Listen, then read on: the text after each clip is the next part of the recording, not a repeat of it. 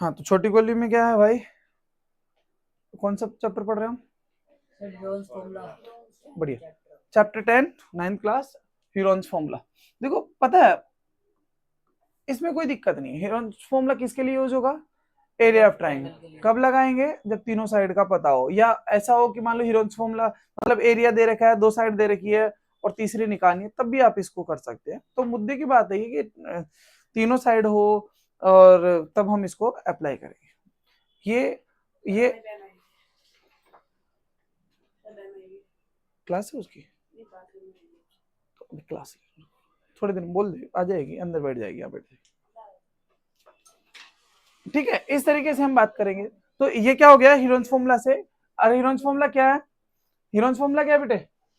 S, S minus A, S minus B, S minus C. ये क्या हो गया? ये आपका जिस ट्राइंगल की तीनों साइड ए बी सी दे रखी है, तो उसका क्या करोगे? एरिया निकालने के लिए फॉर्मूला यूज करोगे। एस का मतलब सेमी पेरीमीटर, सेमी पेरीमीटर मतलब अर्ध परिमाप। उससे पहले हम जाने परिमाप क्या होता है। परिमाप होता है तीनों साइड का सम, जो भी तीनों साइड दे रखी होती है 5 7 10 जो भी है, उन सबको जोड़ करके जो आएगा पेरीमीटर।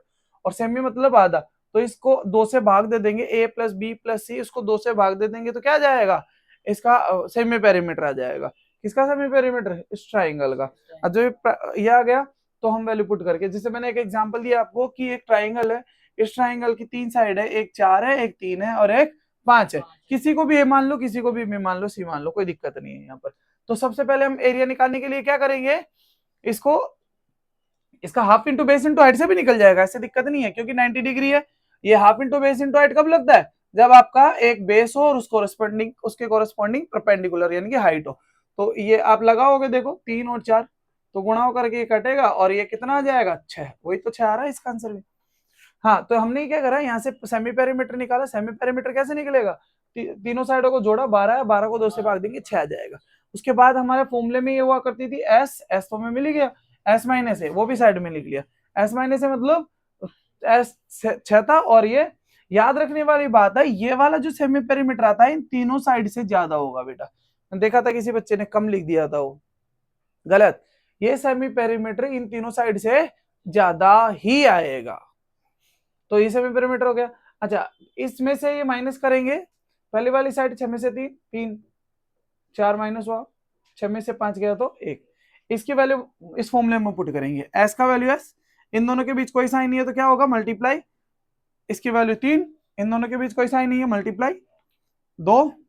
अब क्या करेंगे? इसका 6 को फैक्टर लिया तो कितना हो गया? 2 इंटू। अच्छा, दूसरा तरीका मैंने क्या बताया था, ऑरली बता दिया था आपको कि यदि मान लो इन तीनों को गुणा करो तो कितना बन जाएगा? ये कितना बनेगा? 6। 6 का जोड़ा बन गया क्या?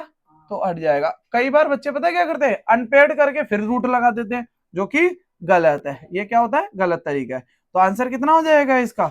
6 ही होगा, रूट नहीं लगेगा दोबारा, इस पे रूट नहीं लगाना है, ये 6 ही आंसर होगा। आगे बात समझ में? चलो ये चीज क्लियर है।